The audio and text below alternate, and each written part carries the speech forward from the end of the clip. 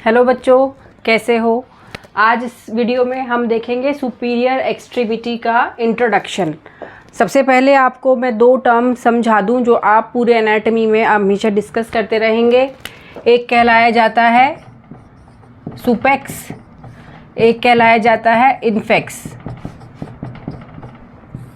सुपेक्स, infex. Supex is superior extremity, infex is inferior extremity. तो इसको short में हम क्या कह देते हैं, सुपेक्स। आपसे पूछा जाएगा सुपेक्स हो गया, इन्फेक्स हो गया, तो जब आप आपस में भी बात करेंगे तो भी आप इन्हीं टर्म से बात करेंगे। तो ये सुपेक्स इज सुपीरियर एक्सट्रीमिटी, उसी का आज हम स्टार्ट करेंगे इंट्रोडक्शन। और इसी तरीके से अगर आप इन्फीरियर एक्सट्रीमिटी के बारे में बात करते हैं, उसका पूरा अलग आपको डिटेल पढ़ाया जाएगा। उसे कहते हैं इन्फीरियर एक्सट्रीमिटी, को शॉर्ट फॉर्म कर देते हैं इन्फेक्स, सुपेक्स और इन्फेक्स। तो अब हम सुपेक्स पढ़ेंगे, उसका इंट्रोडक्शन पढ़ेंगे।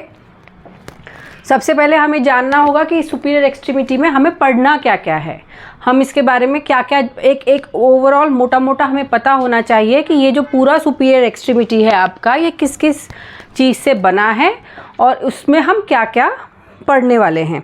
तो ये तो मैंने आपको पिछले वीडियोस में बताया था कि ये वाला जो सरफेस है, जो जब हम एनाटॉमिकल पोजीशन में खड़े होते हैं तो आपका जो ये सरफेस होता है, इसको हम कहते हैं वेंट्रल सरफेस, और आपका जो ये सरफेस पीछे का जो सरफेस है उसको हम कहते हैं डॉर्सल सरफेस।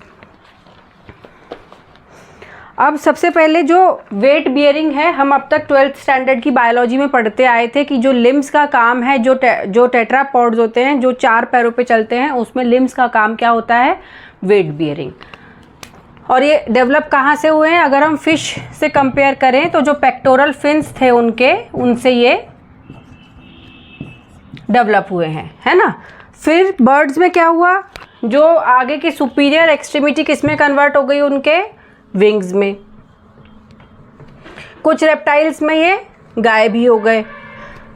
तो बाकी मैमल्स में यूजुअली जो आर्बोरियल मैमल नहीं है, मतलब जो पेड़ों पे रहने वाले, जो लटकने वाले मैमल नहीं हैं, उनमें तो ये अभी भी वेट बियरिंग का काम करते हैं। लेकिन जैसे हमारे जो एंसेस्टर्स, जो आर्बोरियल एनिमल्स, जो पेड़ पे लटकने वाले, जैसे बंदर जिन्हें हम कहते हैं, तो जब वो पेड़ पे लटकते थे तो किससे लटकेंगे, तो इस वजह से धीरे धीरे उनके अपर लिम्स में, अपर सुपीरियर एक्सट्रीमिटी में बदलाव आने लगा। वहाँ से वो वेट बियरिंग का जो उनका फंक्शन था वो हट गया, उसको नया फंक्शन मिला जो कि आपका इन्वॉल्व करता है बहुत सारी चीज़ों में, आपका किसी भी चीज़ को पकड़ने में या आपका ग्रास्प करने में, लटकने में, हर चीज़ में आपका वो डिफरेंट फंक्शन हो गया। तो उसको आप कहते हैं कि नाउ जो सुपीरियर एक्सट्रीमिटी, हालांकि it was developed like tetrapods to for weight bearing, but उसका अब फंक्शन अलग है। तो फंक्शन अलग हुआ है तो उसमें कुछ तो अलग होगा। अगर आप अपर लिम्स यानी सुपीरियर एक्सट्रीमिटी और इंफीरियर एक्सट्रीमिटी में कंपेयर करेंगे तो उसमें क्या फ़र्क है। क्लेविकल जो है, ये एक बोन है जो सुपीरियर एक्सट्रीमिटी में एक्स्ट्रा है, जिसका काम क्या है कि जो आपका ये सुपीरियर एक्सट्रीमिटी जो लिम्ब है, उसको आपको एक्सियल स्केलेटन से दूर करना। अब आ जाओ एक्सियल और एपेंडिकुलर स्केलेटन। सबसे पहले ये समझो, एक्सियल स्केलेटन वो होता है जो सेंटर का है आपका, ये एक्सियल स्केलेटन है आपके जो वर्टिब्रे, और ये सारा एक्सियल स्केलेटन। और एपेंडिकुलर का जो ओरिजिन है, it is from a Latin word एपेंडेयर, लैटिन वर्ड एपेंडेयर, जिसका मतलब होता है हैंग अपॉन। तो एक्सियल स्केलेटन जो हमारा सेंट्रल का स्केलेटन है, और एपेंडिकुलर स्केलेटन जो उससे अटैच है। अब वो क्या क्या है, दो सुपीरियर एक्सट्रीमिटी, दो इंफीरियर एक्सट्रीमिटी। तो this is the appendicular skeleton. तो अगर आपसे पूछे टाइप ऑफ स्केलेटन, तो आप इसमें कह सकते हैं एक्सियल स्केलेटन, एपेंडिकुलर स्केलेटन। अपर सुपीरियर एक्सट्रीमिटी के एपेंडिकुलर स्केलेटन जो दोनों के ऑलमोस्ट सेम है, एक डिफरेंस है क्लेविकल का। ये जो बोन है, इसका काम है कि इस एपेंडिकुलर स्केलेटन को एक्सियल स्केलेटन से थोड़ा सा दूर प्लेस किया है। बिकॉज ऑफ दिस क्लेविकल जो आपकी यहाँ पे प्रेजेंट होती है, उससे आपका जो ये शोल्डर जॉइंट है, ये पूरा जो आपका शोल्डर जॉइंट है ये आपके एक्सियल स्केलेटन से दूर हो गया है, और दूर होने की वजह से इस पे जो मूवमेंट पॉसिबल है उसकी रेंज इंक्रीज हो गई है। So this clavicle is important. Next video में हम इस क्लेविकल को मैं आपको डेमोन्स्ट्रेट करूंगी। आपसे एग्जाम में इसके बारे में, हर बोन के बारे में आपको पता होना चाहिए, एग्जाम में पूछा जा सकता है। तो इंट्रोडक्शन में सबसे पहले एक्सियल स्केलेटन, एपेंडिकुलर स्केलेटन को जो बच्चे हिंदी मीडियम से या रीजनल लैंग्वेज से आ रहे हैं उनको बताने के लिए स्पेशली मैं ये बता रही हूँ। लैटिन में एपेंडेयर का मतलब होता है हैंग अपॉन, इसीलिए इसको एपेंडिकुलर स्केलेटन कहा जाता है। ठीक है, नाउ नेक्स्ट, ये तो हमारा डिफरेंस हो गया। तो होता क्या क्या है इस आप सुपीरियर एक्सट्रीमिटी में टोटल पढ़ेंगे क्या। सबसे पहले आपका आएगा शोल्डर गर्डल। गर्डल का मीनिंग होता है, अगर आप देखेंगे बेल्ट, तो एक तरीके से ये आपका वो पोर्शन है जो आपके बाकी पूरे एपेंडिकुलर स्केलेटन को एक्सियल स्केलेटन से जोड़ता है। अगर आप इंफीरियर एक्सट्रीमिटी में देखेंगे तो दिस शोल्डर गर्डल, वहाँ पे क्या होता है कंपैरेटिव हिप गर्डल में। इस शोल्डर गर्डल में एक्स्ट्रा हमारे पास एक क्लेविकुलर बोन है, क्लेविकल, और एक है स्कैपुला। तो दीज टू, ये दो बोन्स है, स्कैपुला एंड क्लेविकल। क्लेविकल का जो ये क्लेविकल ही वो बोन है जो हमारे लिम्ब के, अपर एक्सट्रीमिटी के जो वेट बियरिंग जो जा रहा है एक्सियल स्केलेटन में, तो वो वेट कौन सी बोन के थ्रू आ रहा है, it is through the clavicle only. ये आपको एमसीक्यू में भी पूछा जा सकता है। So clavicle is the bone which is the, ये आगे आप पढ़ेंगे पूरा कि वेट कैसे ट्रांसमिट होता है।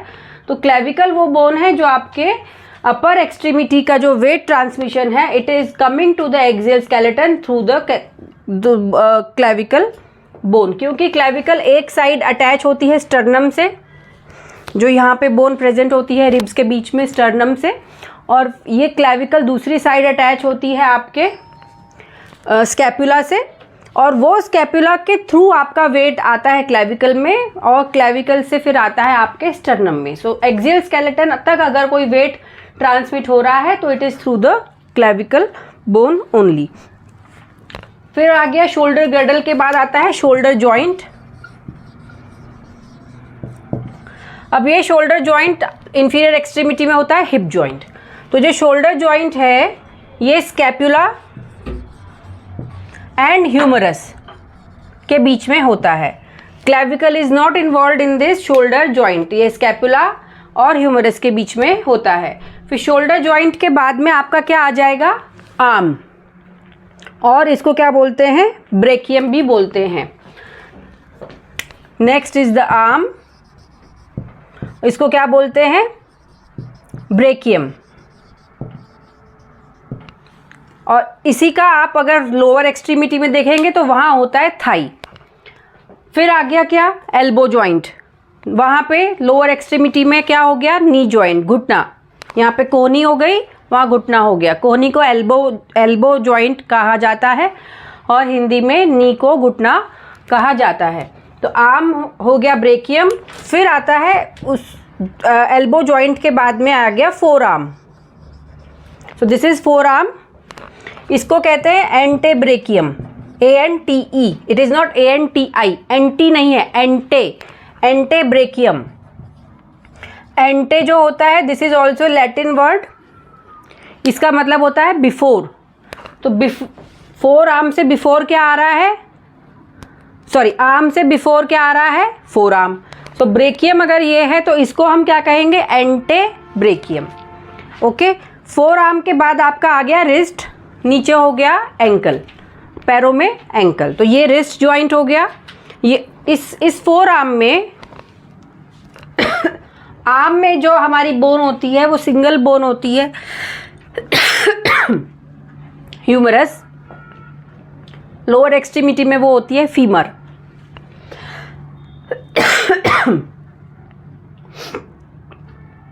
एल्बो में हमारे ह्यूमरस का रेडियस और अल्ना से जॉइंट होता है। फोर आर्म में हमारी दो बोन्स होती हैं, रेडियस और अल्ना। अंगूठे की साइड होती है रेडियस, छोटी उंगली की साइड होती है अल्ना, इसलिए इसको अल्नार बॉर्डर कहते हैं, इसको रेडियल बॉर्डर कहते हैं। तो अब हमने पिछली बार क्या पढ़ा था, मीडियल वो पार्ट होता है जो आपका towards the centre of your body, और लेटरल वो होता है जो अवे फ्रॉम द बॉडी है। तो अगर हमारी ये मैंने एनाटॉमिकल पोजीशन आपको ये दिखा रही हूँ, तो एनाटॉमिकल पोजीशन में पाम आपके आगे आएंगे, तो ये जो आपका बॉर्डर है this is towards your body, so this is ulnar border और मीडियल बॉर्डर, इसको हम मीडियल भी बोलते हैं। तो अल्ना कहाँ प्लेस है, रेडियस से medially, okay, ulna is medial to radius. और ये जो बॉर्डर है this is the lateral border, ये हमारी बॉडी से इसके बाद और तो कुछ भी नहीं है, तो this is the lateral border of our superior extremity. So this is called the radial side, क्योंकि यहाँ पे रेडियस बोन है इसलिए इसको रेडियल, लेटरल दोनों में से कुछ भी कहा जा सकता है।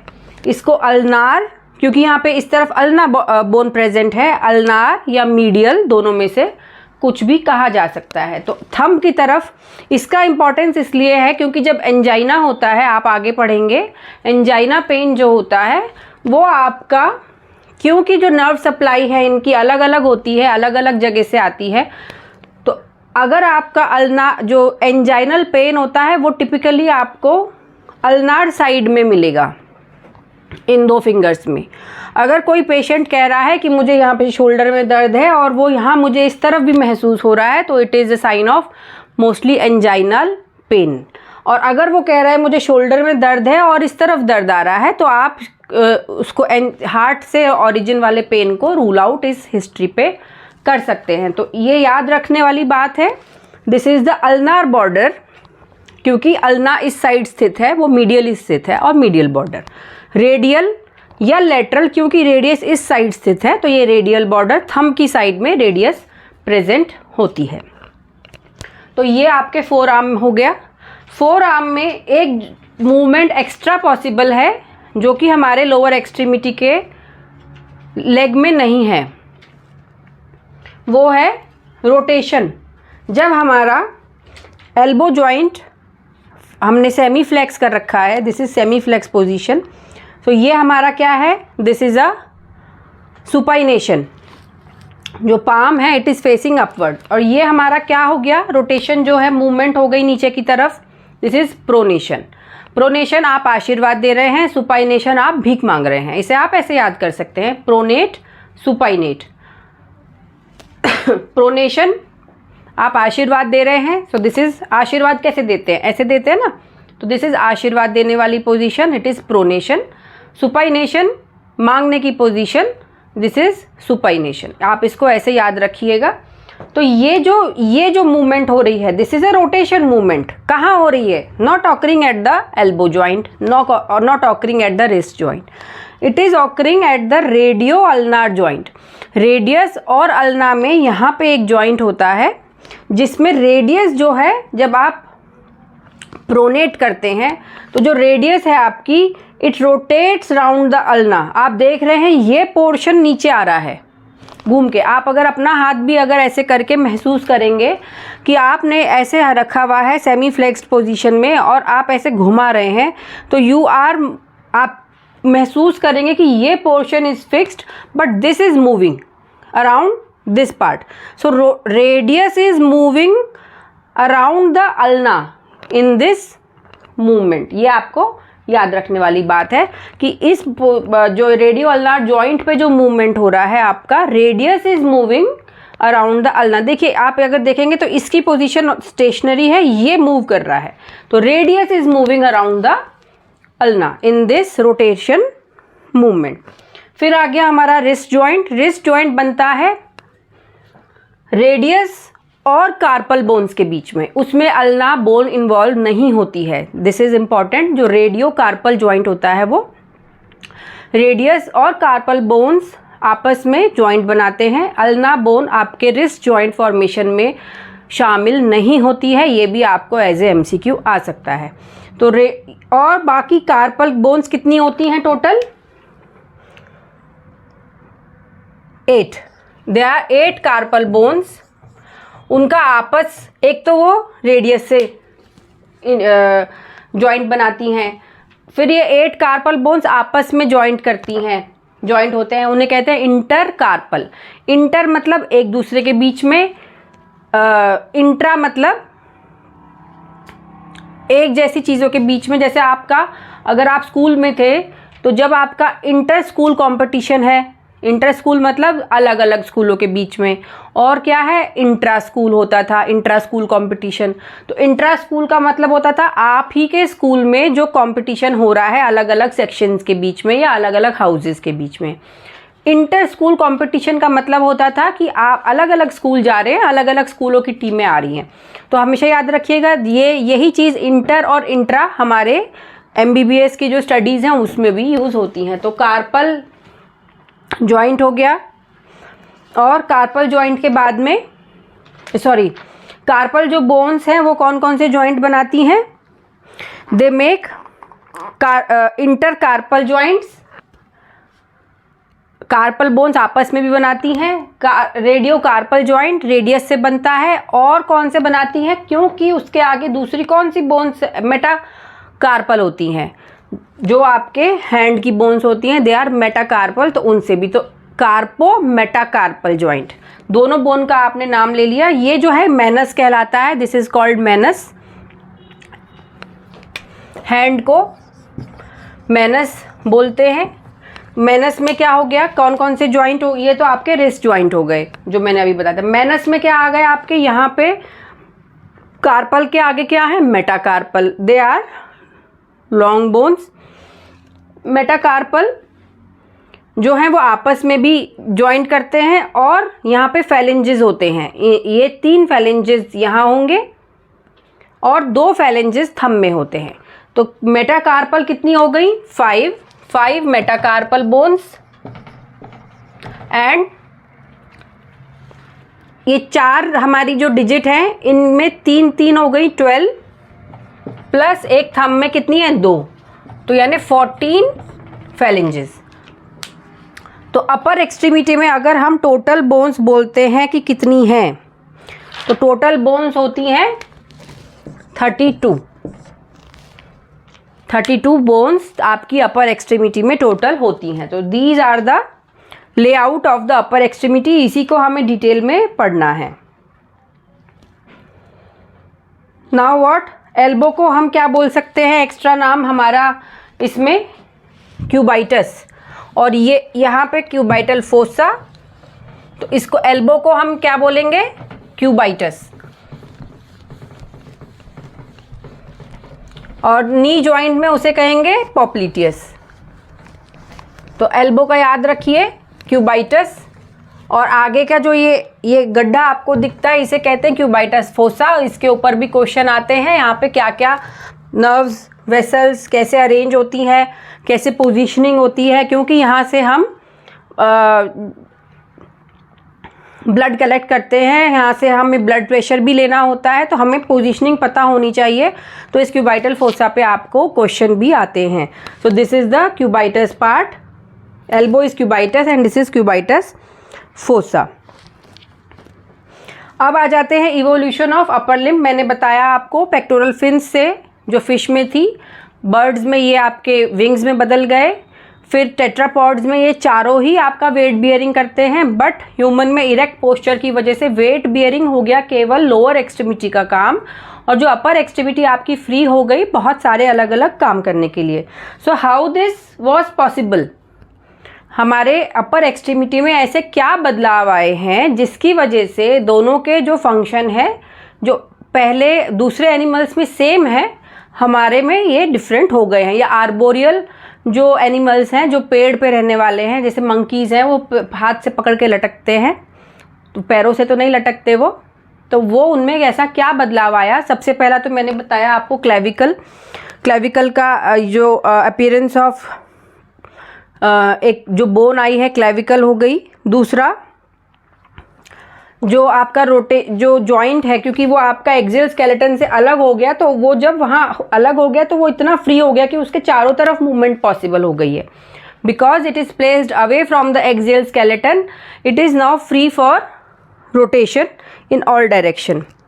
दूसरा आपका रेडियो अल्नार जॉइंट में मैंने बताया, जो आपका पैर में नहीं होता है, रेडियो अल्नार जॉइंट में रोटेशन मूवमेंट, इससे हमें क्या फ़ायदा होता है, हमें कोई चीज़ नीचे से उठानी है तो हम क्या करेंगे, नीचे से उठाने के लिए प्रोनेशन करेंगे, उसको पिक करेंगे, और वो पिकिंग का फ़ायदा किससे हुआ, हमारे थंब का जो ये पूरा 90 डिग्री पे रोटेशन होता है, इससे ये जो जॉइंट है फर्स्ट कार्पो मेटाकार्पल जॉइंट पे ये जो मूवमेंट है, इसकी वजह से हम अप्रॉक्सीमेट कर पाते हैं, चीज़ों को ग्रास्प कर पाते हैं। अगर ये हमारा इसी प्लेन में होता थंब तो क्या हम किसी चीज़ को पकड़ पाते, नहीं पकड़ पाते, ग्रास्प नहीं कर पाते। सो ये जो हमारा फर्स्ट कार्पो मेटाकार्पल जॉइंट है, इस पे जो पूरा 90 डिग्री के अपोजिट में ये मूवमेंट यहाँ हो रहा है, तो ये यहाँ इसके 90 डिग्री पे हो रहा है, तो इसकी वजह से हम पकड़ पा रहे हैं। पकड़ पाने के लिए हमने क्या किया, प्रोनेशन किया। प्रोनेशन अगर हम कर रहे हैं तभी हम उसको पकड़ पा रहे हैं, है ना। और फिर अगर हमें उसको अपने पास लाना है तो हम कौन सी मूवमेंट कर रहे हैं, सुपाइनेशन, फिर हम उसका फ्लेक्शन कर रहे हैं एट द नी, तो ये हमारे पास आ गया। तो ये जो मूवमेंट पॉसिबल हुई है, इसमें एक तो आपका क्लेविकल की जो अपेंडिकुलर स्केलेटन है वो एक्सिलरी स्केलेटन से दूर हो गया, उसकी वजह से वहाँ मूवमेंट ज़्यादा पॉसिबल हो पाई। दो, तीसरा आपका जो रेडियो अल्नार जॉइंट पे जो रोटेटरी मूवमेंट पॉसिबल है। फोर्थ, जो आपका फर्स्ट कार्पो मेटाकार्पल जॉइंट जो है वो 90 डिग्री एंगल पे उसकी मूवमेंट करता है। सो दीज आर द, और जो फिंगर्स की बाकी मूवमेंट है इंटरफेलेजियन जॉइंट पे, ये आपके इम्पॉर्टेंट है। तो अगर हम देखें प्रॉक्सिमल डिस्टल, जो मैंने आपको इससे पहले वीडियो में बताया है, तो आर्म और ब्रेकियम, और ये हमारा क्या है, proximal part, this is distal part.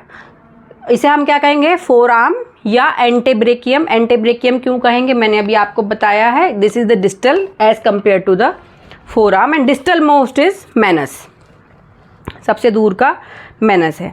अब इसमें वेट बियरिंग कैसे होती है, वेट बियरिंग का जो चार्ट आपसे पूछा जा सकता है, एग्जाम में वाइवा में भी पूछा जा सकता है। तो सबसे पहला आपका वेट, एक जो हमने पढ़ा है रेडियस और अल्ना, इनके बीच में रेडियस और अल्ना बोन जो हमारी फोर आर्म में है, लेटरल साइड पे रेडियस है, मीडियल साइड पे अल्ना है, इंटरऑसियस मेम्ब्रेन है इनके बीच में। तो सबसे पहले मेनस से आपका जो वेट ट्रांसमिशन शुरू होगा, मेनस से वो कहाँ जाएगा, क्योंकि कार्पल का जॉइंट किससे है, रेडियस से है, वो कहाँ जाएगा, रेडियस में जाएगा। अब रेडियस का जॉइंट इंटरऑसियस मेम्ब्रेन से या अल्ना से जुड़ा हुआ है, तो through this interosseous membrane it is transmitted to ulna, और फिर इस इंटरऑसियस मेम्ब्रेन से अल्ना में आने के बाद इस अल्ना से ये कहाँ चला जाएगा, through the elbow joint humerus में चला गया। अब ह्यूमरस का जो है, हेड ऑफ ह्यूमरस का जो जॉइंट बना हुआ है वो किससे बना हुआ है, वो बना हुआ है स्कैपुला से, वहाँ से वो स्कैपुला में वेट चला गया। अब स्कैपुला से क्लेविकल जुड़ी हुई है, हम आगे पूरा डिटेल में पढ़ेंगे। मैंने आपको बताया है कि क्लेविकल का जो जॉइंट होता है मीडियली अंदर की साइड, इधर तो स्टर्नम से होता है और इस तरफ ये होता है स्कैपुला से, इसका कोई डायरेक्ट कनेक्शन ह्यूमरस से नहीं है क्लेविकल का। तो ये जब स्कैपुला में, ह्यूमरस से स्कैपुला में आया, तो यहाँ पे कोरेको क्लेविकुलर लिगामेंट,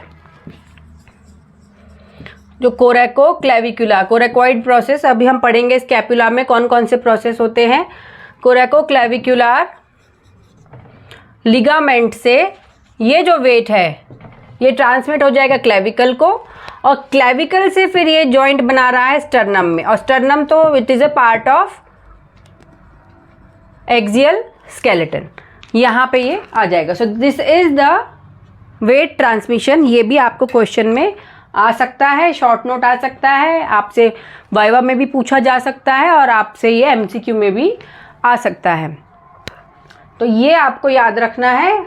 यहाँ से आपका वेट आया, क्योंकि रेडियस इन्वॉल्व है कार्पल्स के साथ में, तो रेडियस में आएगा, रेडियस से इंटरऑसियस मेम्ब्रेन से अल्ना में आएगा, अल्ना से ह्यूमरस में आएगा, ह्यूमरस से वो ज्वाइन करता है स्कैपुला से, जो शोल्डर जॉइंट है वो स्कैपुला से बन रहा है, वहाँ से फिर वो कोरैकोक्लेविकुलर लिगामेंट से क्लेविकल में आएगा और फिर क्लेविकल से स्टर्नम में, जो कि आपका एक्सियल स्केलेटन है। तो this is the root of weight transmission in upper extremity. तो दिस वाज द इंट्रोडक्शन।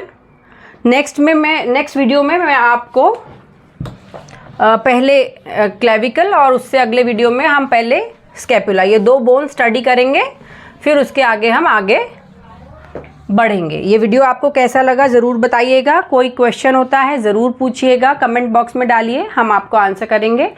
और कोई भी आपके कमेंट्स हो हमें ज़रूर फीडबैक दीजिएगा, और हम अगर पसंद आता है तो हमारा चैनल ज़रूर सब्सक्राइब करिएगा।